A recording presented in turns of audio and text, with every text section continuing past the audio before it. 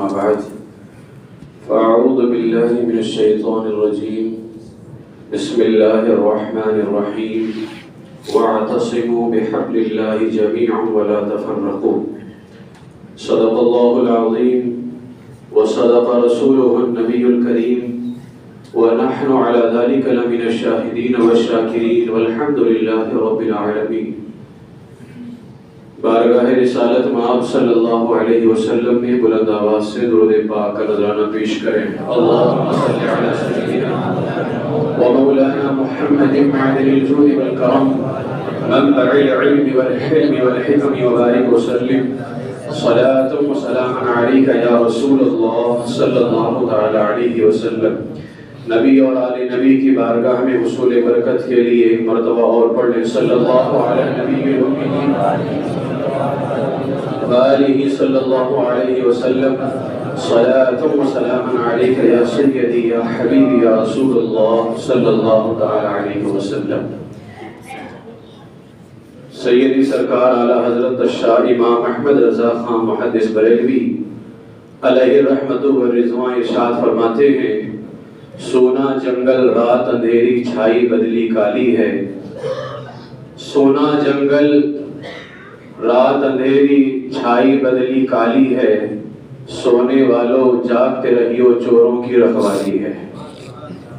اور پھر فرماتے ہیں، آنکھ سے کاجل صاف چرا لیں۔ یہ ایک مقولہ ہے، آنکھ سے کاجل، یعنی جیب کترے کو دیکھے ہیں نا، جیب کاٹ بھی لیتا ہے اور آپ کو پتہ بھی نہیں چلتا ہے، اس کو کہتے ہیں آنکھ سے کاجل صاف چرا لیں۔ تو بدعقیدے اس طرح تمہارے ایمان کو تباہ کر دیتے ہیں کہ پتہ بھی نہیں چلتا ہے۔ آنکھ سے کاجل صاف چرا لے، یہاں وہ چور بلا کے ہیں، تیری گٹری تاکی ہے اور تو نے نیند نکالی ہے۔ وہ تمہارے عقیدے پہ حملے کر رہے ہیں اور تم نیند میں پڑے ہوئے ہو، کوئی فکر نہیں ہے ایمان اور عقیدے کی۔ تو اللہ فرماتے ہیں، آنکھ سے کاجل صاف چرا لیں، یہاں وہ چور بلا کے ہیں، تیری گٹری تاکی ہے اور تو نے نیند نکالی ہے۔ اس کے بعد میں امام اہل سنت سیدی سرکار اعلیٰ حضرت فرماتے ہیں، دنیا کو تو کیا جانے، یہ بس کی گانٹ ہے حرافہ، صورت دیکھو ظالم کی تو کیسی بولی بالی ہے۔ ان کی ذرا صورت بھی دیکھ لیں، لباس بھی اسلامی، چمک بھی خوب زیادہ، تو فرماتے ہیں صورت دیکھو ظالم کی تو کیسی بولی بالی ہے۔ شہد دکھائے زہر پلائے، قاتل ڈائم شوہر کش، اس مردار پہ کیا للچایا دنیا دیکھی بھالی ہے۔ پھر امام اہل سنت اخیر میں فرماتے ہیں، مولا تیرے عفو و کرم ہو میرے گواہ صفائی کے، ورنہ رضا سے چور پہ تیری ڈگری تو اقبالی ہے۔ یہ چند اشعار امام اہل سنت سیدی سرکار اعلیٰ حضرت علیہ رحمہ کے میں نے برکت کے پیش کیے ہیں۔ پچھلے جمعہ کو میں نے عنوان کا اعلان کر دیا تھا، لیکن میں نے بدل دیا ہے، اور انشاءاللہ تعالیٰ میں آخر میں بتاؤں گا کہ میں نے عنوان کیوں بدلا ہے۔ آج قرآن مقدس کی جس آیت کریمہ کی تلاوت کی ہے، چوتھے پارے کے اندر یہ آیت کریمہ ہے، وَاعْتَصِمُوا بِحَبْلِ اللَّهِ جَمِيعًا وَلَا تَفَرَّقُوا، اور اللہ کی رسی مضبوط تھام لو سب مل کر، اور آپس میں پھٹ نہ جاؤ، یعنی فرقے میں بٹ نہ جاؤ۔ یہاں حبل اللہ، اللہ کی رسی، یہاں اللہ کی رسی سے مراد کیا ہے؟ مفسرین کرام نے بے شمار اقوال بیان کیے ہیں۔ سیدنا عبداللہ ابن مسعود رضی اللہ تعالیٰ عنہ فرماتے ہیں، یہاں حبل اللہ سے مراد جماعت ہے۔ گویا اللہ فرمانا چاہتا ہے کہ جماعت کو مضبوطی سے تھام لو، اور آپ تاریخ اٹھا کر کے دیکھ لیں، اہل سنت و جماعت یہ فرقہ نہیں ہے، فرقے دوسرے ہیں، لیکن اہل سنت و جماعت اس کے نام میں ہی جماعت شامل ہے۔ اور عبداللہ بن مسعود رضی اللہ تعالیٰ عنہ فرماتے ہیں کہ جماعت کو لازم پکڑو اور آپس میں فرقوں کے اندر نہ بٹو۔ مجھے حیرت ہوتی ہے کہ آج لوگ یہ تانا جو ہے اہل سنت و جماعت جو اپنے آپ کو مسلک اعلیٰ حضرت کہلاتے ہیں، ان کو یہ طعنہ دیا جاتا ہے کہ تم فرقے میں بٹتے ہو، فرقہ کرتے ہو۔ مجھے حیرت ہے، کیا 5 بھائی ایک ساتھ رہ رہے ہوں، اب ان 5 بھائیوں میں سے ایک الگ ہونے والے کو الزام دیا جائے گا یا ان چاروں کو الزام دیا جائے گا؟ ظاہر سی بات ہے 5 ایک ساتھ رہ رہے تھے، اور اب ان میں سے اگر کوئی الگ ہوگا تو اسے کہا جائے گا نا کہ یہ فرقہ بنا رہا ہے، ان چاروں کو تو الزام نہیں دیا جائے گا۔ اب میں ذرا اپنے اعلیٰ حضرت سے نہیں بتاتا ہوں، بلکہ اہل حدیث کے ایک بہت بڑے عالم ہیں، بہت بڑے عالم ہیں، چھوٹے موٹے عالم نہیں ہیں، اہل حدیث کے۔ تو ان کی کتاب جو ہے، ان کا نام بھی سن لیجئے، ان کا نام ہے مولوی ثناء اللہ امرتسری۔ ان کی کتاب ہے شمع توحید، صفحہ 40 پر مولوی ثناء اللہ امرتسری جو ہیں، پہلے یہ بھی سن لو، میں آج کچھ تاریخی حقائق کا انکشاف کرنے والا ہوں، پوری توجہ میری طرف رکھنا۔ ہندوستان کے اندر کوئی وہابی نہیں ملے گا، اس لیے کہ ہندوستان کے وہابی 2 فرقوں میں بٹ گئے، ایک دیوبندی کہلاتا ہے اور دوسرا اہل حدیث کہلاتا ہے۔ اس کی تاریخ میرے پاس پوری پڑی ہوئی ہے کہ ان کا نام جو ہے اہل حدیث کب رکھا گیا ہے۔ اگر یقین نہیں آتا ہے تو آپ جو ہے اپنے ایک مولانا صاحب مولوی حسین بٹالوی کی کتاب اشاعت السنہ اٹھا کر کے دیکھ لو۔ 1886 کے اندر امام احمد رضا نے برٹش گورنمنٹ کو نہیں لکھا تھا کہ ہمارا نام اہل حدیث رکھ دیا جائے۔ 1886 کے اندر مولوی حسین بٹالوی، جن کے علماء نے خود یہ دعویٰ کیا ہے کہ ہماری جماعت اہل حدیث کو پھیلانے کے اندر جس کا سب سے بڑا رول ہے وہ مولوی حسین بٹالوی کا ہے، یعنی مولوی حسین بٹالوی ہماری جماعت کا مبلغ اعظم ہے۔ مولوی حسین بٹالوی نے اشاعت السنہ میں 1886 کے اندر برٹش گورنمنٹ کو خط لکھا، اور اس میں معلوم ہے لفظ کیا لکھا، کہتا ہے کہ جو ہے ہم آپ کے شروع سے نمک حلال رہے ہیں، لہٰذا ہمیں اہل حدیث کا نام دے دیا جائے۔ 1886 کا خط اٹھا کر کے آپ پڑھ لیجئے۔ تو اب میں مولوی ثناء اللہ امرتسری کے بارے میں کہنا چاہتا ہوں۔ آج لوگ ہمیں کہتے ہیں کہ تم فرقہ بنا رہے ہو۔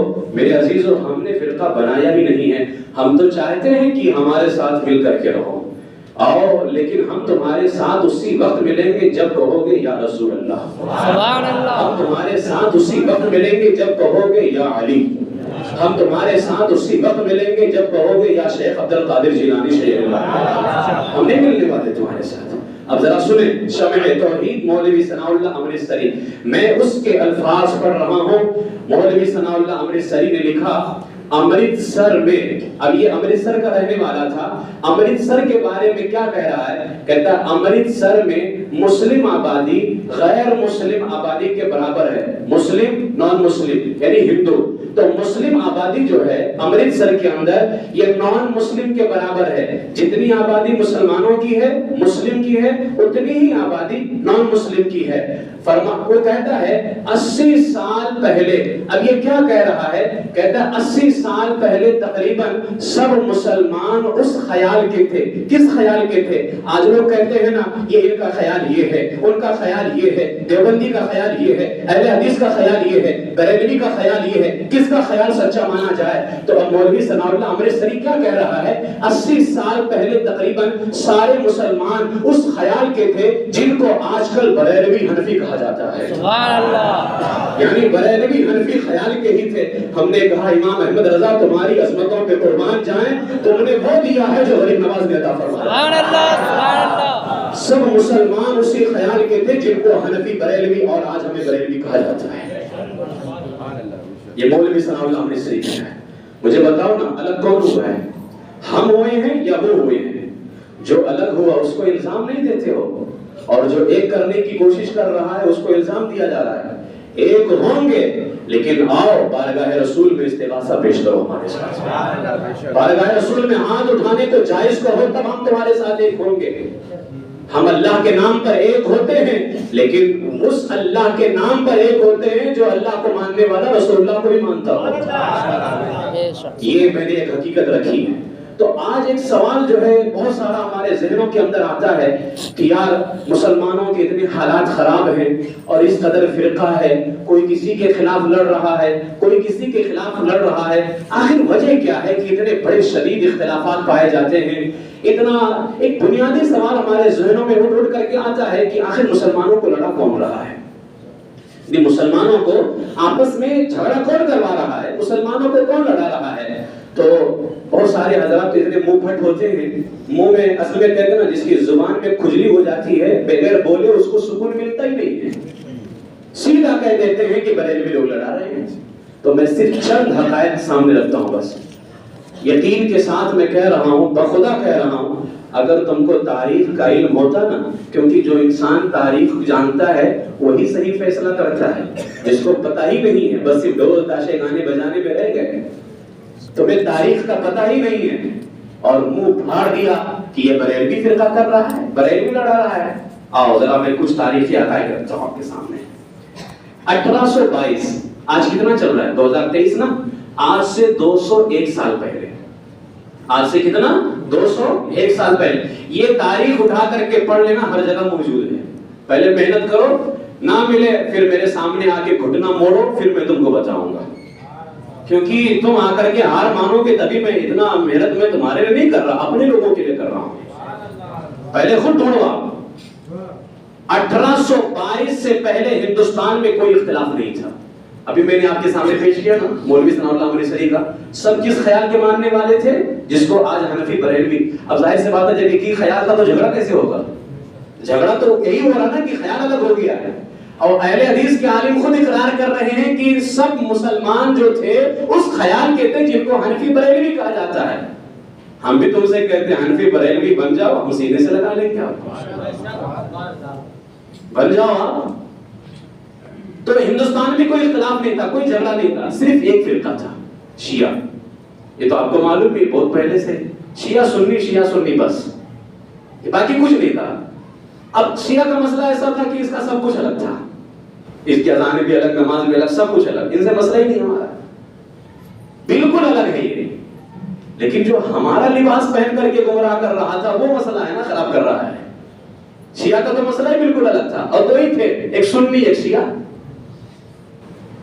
اب اس وقت پورے ہندوستان کے اندر، اب یہ ہندوستان کون سا؟ پاکستان والا بھی، بنگلہ دیش والا بھی، یہ پورا بر صغیر جو ہے میں اسی بات کر رہا ہوں، سب ایک سنی صحیح العقیدہ مسلمان تھے۔ نہ نماز جنازہ کا اختلاف تھا کہ ان کا جنازہ پڑھو کہ نہ پڑھو، ان کا پڑھو کہ نہ پڑھو، ان کا ذبیحہ کھاؤ کہ نہ کھاؤ، وہ بکرا جانور ذبح کرتے تو حرام ہے تو اس کا کھانا، یہ کوئی اختلاف ہی نہیں تھا۔ ان کی شادی بیاہ میں جانا ہے کہ نہیں جانا ہے، ان سے رشتہ کرنا ہے کہ نہیں کرنا ہے، یہ کوئی اختلاف نہیں تھا، کیونکہ سب اسی خیال کے تھے۔ تو جدھر چاہتے تھے شادی بیاہ کرتے تھے، جدھر چاہتے تھے جس کا چاہتے تھے ذبیحہ کھاتے تھے، کیونکہ سب کے خیال سنی حنفی بریلوی تھے، وہ سب کھاتے تھے، اور یہ خود وہ اقرار کر رہے ہیں، اس لیے میں نے پہلے حوالہ دے دیا ہے۔ اب 1822 کے بعد میں یہ سارا جھگڑا پڑا ہے، سارا خرافات جو ہے 1822 کے بعد پڑا، لیکن ڈالنے والا کون تھا؟ آپ کو میں بتاؤں، یہ 1822 کا وہ زمانہ ہے، تاریخ اٹھا کر کے آپ دیکھو، اسی سال یعنی 1822 کے آس پاس میں ہی انڈیا کے اندر ایسٹ کمپنی جو لندن کی ہے، برطانیہ گورنمنٹ، یہ ہندوستان میں داخل ہو رہی تھی۔ آپ کو معلوم ہے نا انگریزوں کی حکومت سے، یہ 1822 کا زمانہ ہے، اور 1822 سے پہلے کوئی فتنہ ہندوستان میں نہیں تھا۔ ادھر انگریزوں کا فتنہ آیا، ادھر وہابیوں کا فتنہ آیا ہے۔ اب میں بتانا چاہتا ہوں کہ وہابیوں کا فتنہ لایا کون ہے، یہ وہابیوں کا اصل باب اعظم کون ہے؟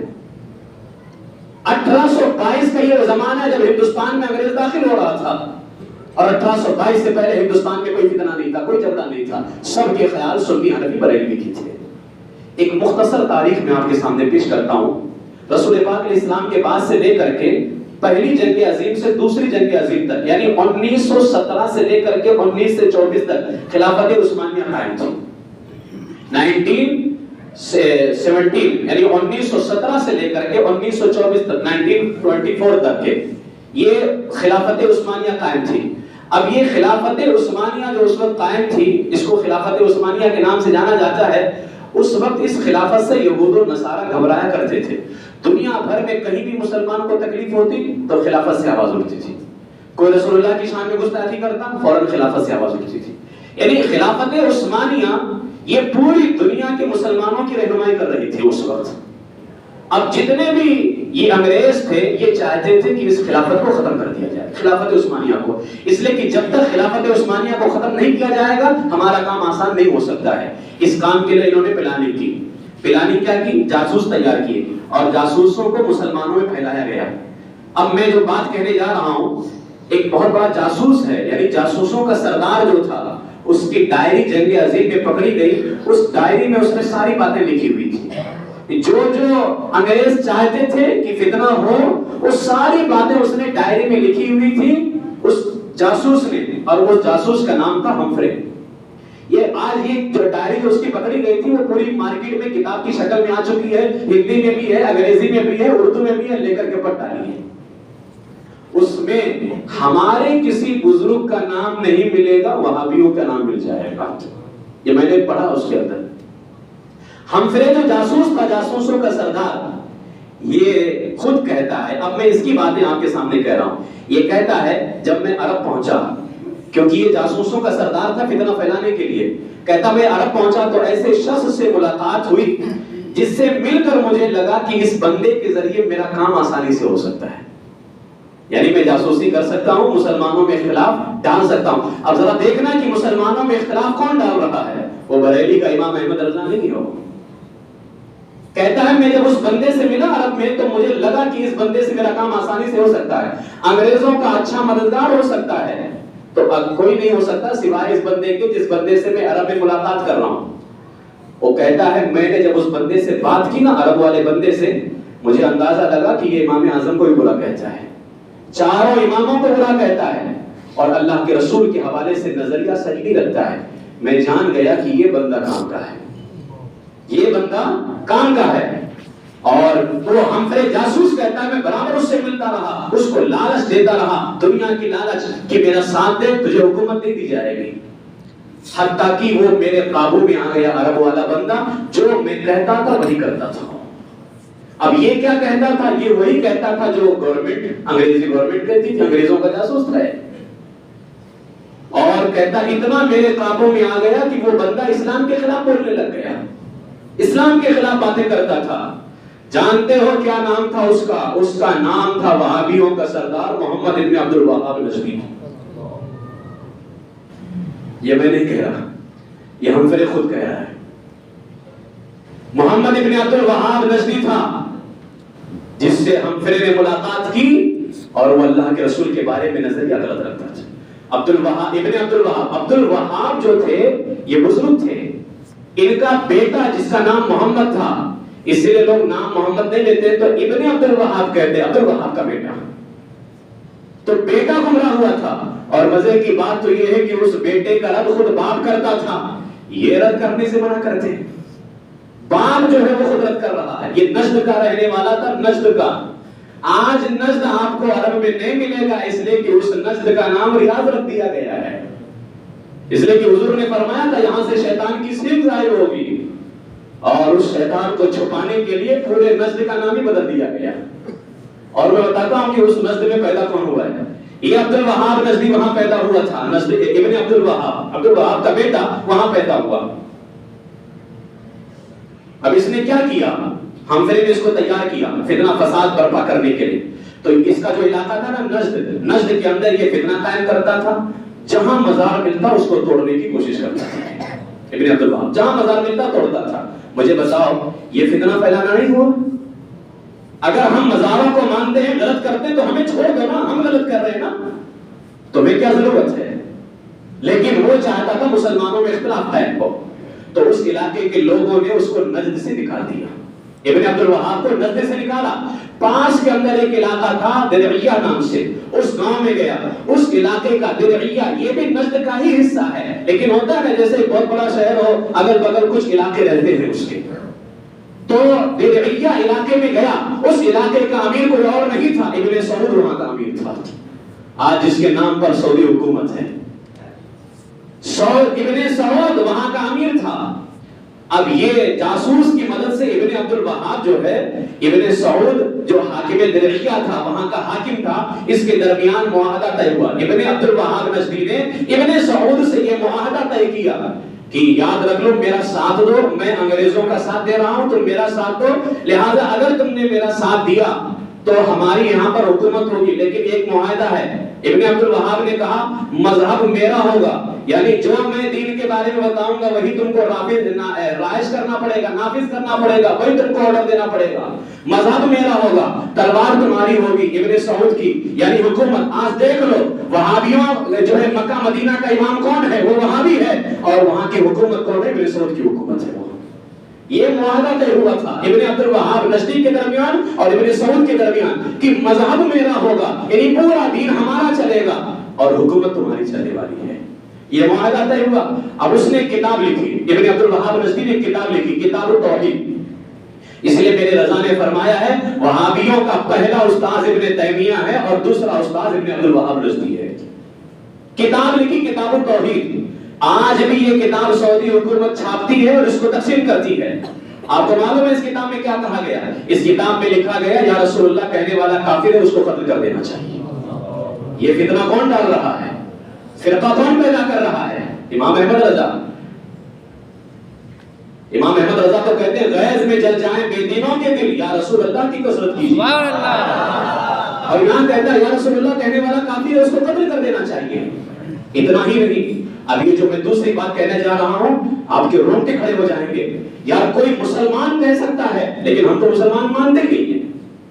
کہتا ہے اسی کتاب کے اندر اگر کوئی مینارے پر، کیونکہ پہلے جو ہوتا تھا نا لوگ مینارے پر کھڑے ہو کر کے اذان دیتے تھے، پورے گاؤں میں اس کی آواز جایا کرتی تھی۔ آج بھی دیکھو مسجد نبوی شریف میں وہ بنا ہوا ہے۔ یہ کہتا ہے اگر کوئی مینارے پر کھڑا ہو کر کے درود السلام پڑھتا ہے، اس سے پتا چلا آج صرف اذان سے پہلے درود السلام نہیں پڑھا جا رہا ہے، پہلے بھی پڑھا جاتا تھا۔ یہ کہتا ہے اگر کوئی مینارے پر کھڑے ہو کر کے درود السلام پڑھتا ہے تو یہ ایک رنڈی کے پاس میں بیٹھ کر کے گانا سننے سے بھی بڑا گناہ ہے، معاذ اللہ۔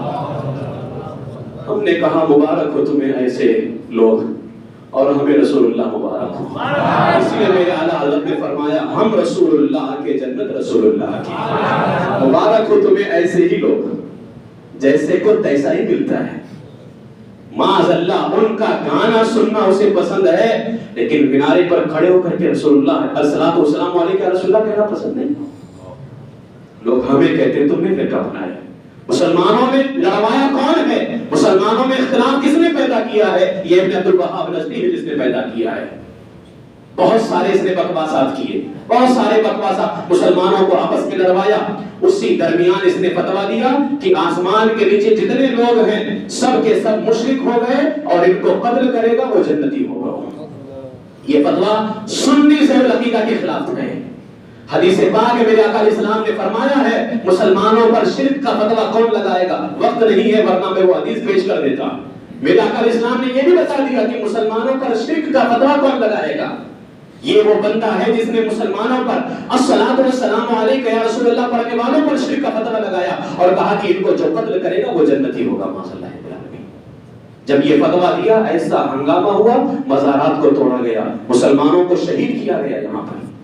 اور اسی وقت جرمن سے مقابلہ ہوا تھا، روس کا، فرانس کا اور برطانیہ کا۔ تین طاقتیں دنیا میں بہت زیادہ تھی، روس، فرانس اور یہ جو ہے برطانیہ، ان تینوں کا مقابلہ جرمن سے ہوا تھا۔ اور اس مقابلے کے اندر سلطنت عثمانیہ نے جرمن کا ساتھ دیا۔ اتفاق ایسا ہوا کہ جرمن ہار گئی اور سلطنت عثمانیہ کے بھی اسی وقت ٹکڑے ٹکڑے ہو گئے۔ اب ادھر جب سلطنت عثمانیہ کے ٹکڑے ہوئے اور بہت سارا علاقہ انگریزوں کے ہاتھ آیا، اب میں یہاں کہنا چاہتا ہوں انہوں نے ایک پلان تیار کیا کہ مسلم ملکوں پر قبضہ کیسے کیا جائے، کیسے قبضہ کیا جائے۔ تو جہاں یہ یہود و نصارہ، کیونکہ عرب میں ڈائریکٹ یہودی نصرانی داخل نہیں ہو سکتے ہیں، تو جہاں یہ حکومت کر سکتے تھے ڈائریکٹ، وہاں ڈائریکٹ حکومت کی، اور وہاں یہ ڈائریکٹ حکومت کر نہیں سکتے تھے، تو انہوں نے کہا کہ یہاں کسی کو اپنا حاکم رکھا جائے۔ اور ابن عبد الوہاب نجدی نے پہلے کہا تھا مذہب میرا ہوگا، حکومت تمہاری ہوگی۔ تو جب ابن عبد الوہاب نجدی سے کہا گیا کہ تم یہاں کے حاکم بن جاؤ، اس نے کہا نہیں، حاکم میں نہیں بنوں گا، حاکم ابن سعود کو بنایا جائے گا۔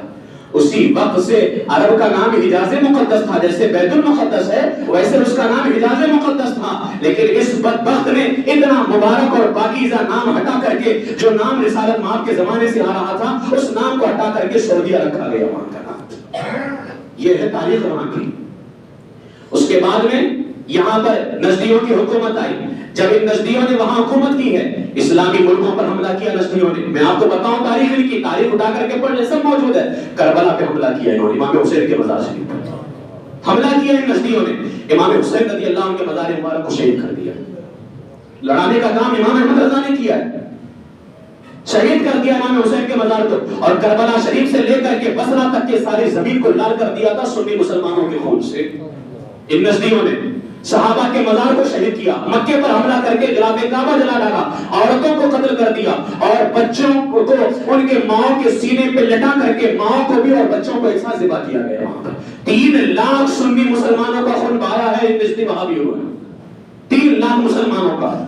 اور جو مسلمان بچ گئے تھے ان کو جمع کیا اور اعلان کیا، سنو اللہ نے آج اپنے بندے کی مدد کر دی ہے. معاذ اللہ، یہ اعلان معلوم ہے لیکن آپ کو تاریخ بھی پتا ہوگی. یہ اعلان میرے آقا علیہ السلام نے جب مکہ فتح کیا تھا تب کہا تھا کہ اللہ نے اپنے بندے کی مدد کی ہے. یہ مردود آج کہہ رہا تھا اللہ نے اپنے بندے کی مدد کی ہے. گویا یہ دعویٰ کر رہا تھا کہ میں رسول اللہ بن کر کے معاذ اللہ سبحان معاذ اللہ رب العالمین. یہ کہتا تھا اللہ نے اپنے بندے کی مدد کی ہے. پھر جب یہاں سے اس کا دل نہ بھرا، 2 سال تک کے مکے پر یہ حملے اس کے ہوتے رہے، مسلمانوں کو کاٹا گیا. پھر اس نے مدینہ پر حملہ کیا، اور مدینہ پر حملہ کیا، صحابہ کے مزارات کو توڑا. ازواج مطہرات سیدہ خدیجہ الکبریٰ امی جان جو مسلمانوں کی پہلی ماں ہے، ان کے مزار پر پورا گنبد بنا ہوا تھا. آج کچھ بھی حصہ باقی نہیں رہ گیا. کس نے گرایا ہے؟ امام احمد رضا کے ماننے والے نے گرایا ہے یا ابن سعود کے ماننے والے نے گرایا ہے وہاں پہ جا کر کے؟ تو مسلمانوں کو لڑوایا کس نے ہے؟ ان لوگوں نے لڑوایا. سیدنا امیر حمزہ رضی اللہ تعالیٰ عنہ کے قبہ مبارک کو توڑ ڈالا ان لوگوں نے اور کہا کہ معاذ اللہ یہ جو بت ہے یہ معاذ اللہ. جب مدینہ کے مزارات کو توڑ ڈالا، اخیر کے اندر ایک بدبخت گنبد خضرا شریف پر چڑھا. گنبد خضرا شریف پر چڑھا. قربان جائیں اس گنبد خضرا پر کی ناپاک نگاہیں ڈالنا بھی سنی گوارا نہیں کرتا ہے. یہ مردود ناپاک قدم لے کر کے وہاں پر چڑھے تاکہ گنبد خضرا کو معاذ اللہ شہید کر دیا جائے. جتنے لوگ اوپر چڑھے تھے، فانوس بن کے جس کی حفاظت ہوا کرے وہ شمع کیا بجھے جسے روشن خدا کرے. جتنے مردود چڑھے تھے اللہ نے آسمان سے آگ بھیجی اور سب کے سب خاک ہو گئے. جتنے مردود چڑھے تھے سب وہیں پر ڈھیر ہو گئے. ابن عبد الوہاب جو تھا یہ کہتا تھا کہ معاذ اللہ اس وقت زمین پر سب سے بڑا بت جو ہے اللہ کے رسول کا مزار ہے. معاذ اللہ، اگر مجھے موقع ملا تو میں اس کو گرا کر کے رہوں گا. یہ ابن عبد الوہاب نزدیک کہتا تھا. میرے عزیزو وقت بہت زیادہ ہو رہا ہے، میں بہت ساری باتیں پیش کرنے والا تھا. یہ ان کی صرف میں نے چند حقیقتیں پیش کی ہیں آپ کے سامنے، چند تاریخی حقائق آپ کے سامنے پیش کیے. اور ابن عبد الوہاب جس نے کتاب التوحید لکھی اس کا عقیدہ میں نے بتا دیا. ہندوستان کے اندر اسماعیل دہلوی جو ہے، اسماعیل دہلوی یہ یہاں کا سب سے پہلا استاد ہے وہابیوں کا. اسماعیل دہلوی اس نے کتاب لکھی تقویۃ الایمان. تقویۃ الایمان میں کہا اللہ کو مان، اس کے علاوہ کسی کو نہ مان. معاذ اللہ، کسی کو نہ مان. یہاں اشارہ تھا کہ رسول اللہ کو بھی نہ مان. معاذ اللہ، لکھا اللہ جھوٹ بول سکتا ہے. معاذ اللہ، سبحان معاذ اللہ. اللہ کے رسول علیہ السلام کی گستاخیاں کی. اسی وقت لندن کے اندر سب سے بڑی میٹنگ ہوئی اور کہا کہ ہندوستان کے اندر اگر اور زیادہ اختلاف پیدا کرنا ہے تو جس طرح ہم نے اپنا بندہ عرب کے اندر تیار کیا تھا ابن عبد الوہاب نجدی کو، ہندوستان کے اندر اپنا ایک بندہ تیار کرنا ہوگا جو بندہ نبوت کا دعویٰ کرے. معاذ اللہ، نبوت کا دعویٰ کرے. اس لیے کہ مسلمانوں کا عقیدہ ہے کہ ہمارے نبی آخری نبی ہیں. اگر کوئی نبوت کا دعویٰ کرے گا تو اختلاف زیادہ ہوگا، لڑائی زیادہ ہوگی مسلمانوں کے درمیان. یہ لندن کے اندر میٹنگ ہوئی اور لندن کے اندر ادھر میٹنگ ہو رہی تھی، ادھر تقویۃ الایمان لکھا جا رہا تھا. اس کے علاوہ جو ہے انگریزوں نے اسماعیل دہلوی اور اس کے پیر مسلمانوں کے، اس کے پیر سید احمد کو مسلمانوں کے خلاف لڑانے کے لیے بالاکوٹ کی طرف ہتھیار دے کر کے روانہ کیا اسماعیل دہلوی کو. میں کہنا چاہتا انگریز مسلمانوں کا دشمن تھا تو آپ کو ہتھیاریں کیوں عطا کر رہا تھا؟ اسماعیل دہلوی کو اور سید احمد اس کا پیر اس کو ہتھیار دے کر کے بالاکوٹ کی طرف روانہ کیا. اللہ کا کرنا ایسا ہوا کہ یہ دونوں کا خاتمہ ہو گیا. یہ دونوں اپنے اندام کو پہنچ گئے. اور اسی وقت علامہ فضل خیر آبادی نے جہاد کا فتویٰ دیا تھا 1857 عیسوی کے اندر. 1856 میں اعلیٰ حضرت پیدا ہو رہے ہیں اور یہ سارے فتنے 1856 سے پہلے پیدا ہو رہے ہیں. تو کیا امام احمد رضا پیدا ہونے سے پہلے فتنہ پھیلا رہے تھے؟ پیدا ہونے سے پہلے امام احمد رضا فتنہ پھیلا رہے ہیں. اور یہ جو منارہ مسجد ہے، منارہ مسجد میں ایک مزار شریف ہے، وہاں کے بیسمنٹ میں جا کر کے دیکھیں، اس کے مصنف نے 1848 کے اندر، 1856 میں حضرت پیدا ہو رہے ہیں، 1848 کے اندر وہاں کے مزار کے جو صاحب مزار ہیں انہوں نے کتاب لکھی، اور اس کتاب کے اندر باقاعدہ وہابی مولویوں کا نام لکھا اور کہا کہ یہ فلاں فلاں نام کا مولوی انگریزوں کے اشارے پہ کام کر رہا تھا۔ تو اعلیٰ حضرت تو پیدا بعد میں ہوئے ہیں، یہ فتنہ پہلے پیدا رہا تھا۔ کون لڑا رہا ہے مسلمانوں کو؟ مسلمانوں کو آپس میں دشمنی کون کروا رہا ہے؟ یہ امام احمد رضا نہیں ہے۔ ادھر لندن میں میٹنگ ہو رہی ہے، نبوت کے دعوے دار کو کھڑا کیا جا رہا ہے، اللہ اکبر۔ ابھی ادھر جو ہے مسئلہ ختم بھی نہ ہوا تھا کہ قاسم نانوتوی نے کتاب لکھ کر کے اس میں لکھ ڈالا، اگر کوئی جو ہے نبوت کا تحذیر الناس، قاسم نانوتوی نے تحذیر الناس لکھی اور اس میں لکھا کہ اگر اللہ کے رسول کے بعد کوئی نبی آ جائے تو بھی ان کے آخری نبی ہونے میں فرق نہیں پڑتا ہے۔ یہ اس کتاب کے اندر لکھا گیا۔ یہ چند عقائد میں نے آپ کے سامنے پیش کیے ہیں۔ جب اس وقت مسلمانوں کے ایمان پر ڈاکہ ڈالا جا رہا تھا، اللہ کا فضل ایسا ہوا کہ اللہ نے امام احمد رضا کو پیدا فرمایا، اور پھر ایسا ایمان کی حفاظت کی ہے کہ سب نے کہا ڈال دی قلب میں عظمت مصطفیٰ سیدی اعلیٰ حضرت پیدا فرمایا۔ دنیا یوں ہی نہیں پڑتی ہے، سارے مولوی انگریزوں کی چاٹ رہے تھے اور باقاعدہ اشرف علی تھانوی کو 600 روپیہ ماہانہ مل رہا تھا، 600 روپیہ، اور چاندی کا اس وقت چلتا تھا آج کے حساب سے 3.25 لاکھ روپیہ، 3.25 لاکھ روپیہ امام احمد رضا کو نہیں مل رہا تھا، اشرف علی تھانوی کو مل رہا تھا۔ کیوں دیا جا رہا تھا؟ انگریز اتنا تمہارا حمایتی ہو گیا، کیسے ہو گیا تھا؟ اتنا تو انگریز مسلمانوں کا چاہنے والا نہیں ہے۔ یہ چند حقائق تھے جو میں نے آج آپ کے سامنے پیش کیا ہے۔ اب آپ مجھے بتاؤ اختلاف کون پیدا کر رہا ہے؟ زیادہ دور نہیں جانا چاہتے، کتنی مسجدیں ممبئی میں ایسی ہیں جو سنی مسجدیں تھیں، وہابیوں نے قبضہ کیا ہے۔ اگر ہم سب ایک تھے تو قبضہ کیوں کیا؟ مجھے حیرت ہوتی ہے اپنے سنیوں پر، وہ ہمیں سمجھ رہا ہے کہ سنی الگ ہے، ہم سمجھ رہے ہیں کہ سنی وہابی ایک ہے۔ قبضہ کیوں کیا مسلمانوں کی مسجدوں پر، سنیوں کی مسجدوں پر؟ لہٰذا اصل میں آج عنوان میں نے اس لیے بدلا کہ سنڈے کو میرے پاس میں ایک فون آیا تھا، سنڈے کو پچھلا جو اتوار گزرا ایک کال آیا تھا میرے پاس، کال 5 منٹ کی تھی، ہم نے امجد بھائی کو فارورڈ کیا، بتایا انہوں نے کیا باتیں کی، اس سے فون کیا، کہتا ہے یہاں وہاں، نام نہیں بتاتا ہے، ایڈریس بھی صحیح نہیں بتاتا ہے۔ اس نے کہا کہ سب صحیح ہے، صرف سمجھنے کی غلطی ہے۔ ہم نے کہا ٹھیک ہے، اپنے سارے عقائد لے کر کے آ جاؤ، سارے عقائد لے کر کے آ جاؤ۔ کہتا نہیں اسٹیج لگاؤ۔ ہم نے کہا اسٹیج لگانے کی ضرورت ہی نہیں پڑے گی، مسجد میں آ جاؤ۔ کہتا ہے اسٹیج لگاؤ۔ تو آج میں نے اپنا عنوان اس لیے بدلا، خدا مسجد کے دیوبندیوں کو، دار ارقم کے اہل حدیثوں کو میں برملا یہ اعلان کرتا ہوں اور چیلنج دیتا ہوں، اسٹیج لگانے کا اگر اتنا ہی شوق ہے تو اب یہ فقیر قادری عبدالقادر رضوی تمہیں ویلکم کرتا ہے، جب تمہیں آنا ہو آ جاؤ۔ انشاءاللہ جس طرح امام احمد رضا کے ان غلاموں میں تمہیں الٹا کیا تھا، ہم بھی انشاءاللہ آگے بڑھ کر کے تمہیں الٹا کریں گے۔ تم نے اب اگر ہمیں چھیڑ دیا ہے تو ہم تمہارا ویلکم کر رہے ہیں۔ 7 سال سے بول رہا ہوں، چلو کم سے کم کوئی تو ہم کو فون کیا۔ تو اب انشاءاللہ تعالیٰ پرسوں میری حاضری بھی جو انشاءاللہ مدینہ شریف کی ہونے والی ہے، میں انشاءاللہ آپ سب تیار ہیں اس میں ہمارے ساتھ میں انشاءاللہ سب جا کر کے یہ داستان میں رسول اللہ کی بارگاہ میں پیش کروں گا، اور انشاءاللہ وہ مدد فرمائیں گے۔ چاہتے ہو ذلت و رسوائی زیادہ تو ٹھیک ہے، انشاءاللہ تعالی ہم آخری سانس تک یا رسول اللہ والا عقیدہ بیان کرتے ہیں انشاءاللہ تعالی، اور یا رسول اللہ کے عقیدے پہ ہی بنیں گے۔ قبر میں بھی اللہ فرماتے ہیں نا، قبر میں لہرائیں گے تا حشر چشمے نور کے، جلوہ فرما ہوگی جب طلعت رسول اللہ۔ اللہ تبارک و تعالی ہمارے ایمان و عقیدے کو سلامت رکھے، اہل سنت و جماعت مسلک اعلیٰ حضرت